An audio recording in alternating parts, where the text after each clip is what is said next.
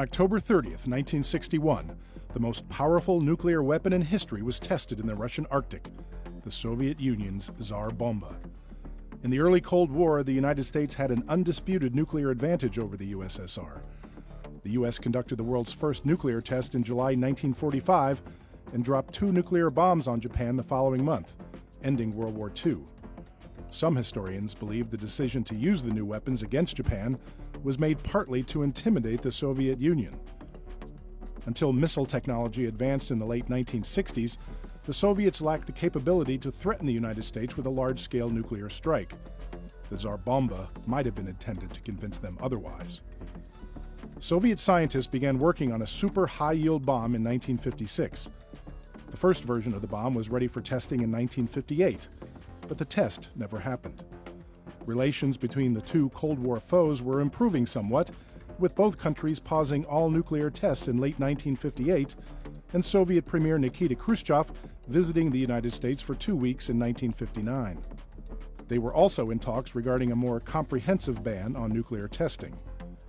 But it didn't take long for relations to cool down again. On May 1, 1960, a U.S. U-2 spy plane was shot down deep inside Soviet territory and the pilot captured. That same year, the United States started flying nuclear bombers near Soviet borders at all times in an operation known as Chrome Dome. A different group of Soviet scientists was ordered to resume work on the bomb. Among them was Andrei Sakharov, the nuclear physicist who would later become one of the USSR's most prominent dissidents and win the 1975 Nobel Peace Prize. It was Sakharov who suggested using lead instead of uranium in one of the bomb's modules, cutting its blast yield in half from the equivalent of 100 megatons of TNT to 50 megatons due to concerns about the amount of radioactive fallout that would be produced. That's more than 2,000 times the force of Fat Man, the 20-kiloton bomb that obliterated Nagasaki. Any goodwill towards the United States that might have been stopping the USSR from conducting the test disappeared with the Berlin Crisis in 1961. The Soviets issued an ultimatum demanding that all U.S., British, and French forces leave West Berlin and then partition the city by building the Berlin Wall in August.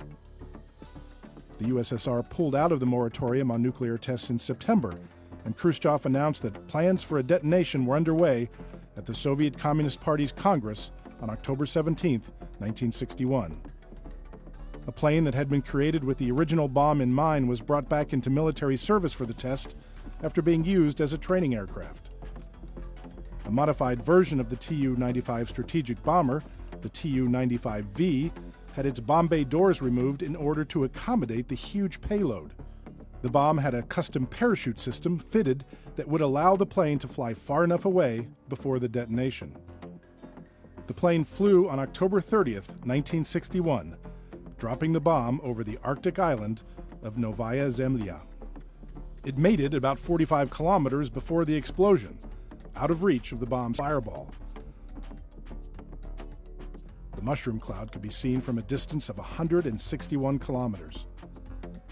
The United States condemned the test as an incitement to fright and panic, but said it did not affect the balance of nuclear power. Anxiety grew over the increasing power of nuclear explosions, and the Cuban Missile Crisis brought the two superpowers to the brink of nuclear war a year after the Tsar Bomba was tested in October 1962. In an effort to slow down the nuclear arms race, an agreement banning all nuclear tests except those conducted underground, the Partial Test Ban Treaty, was signed in 1963.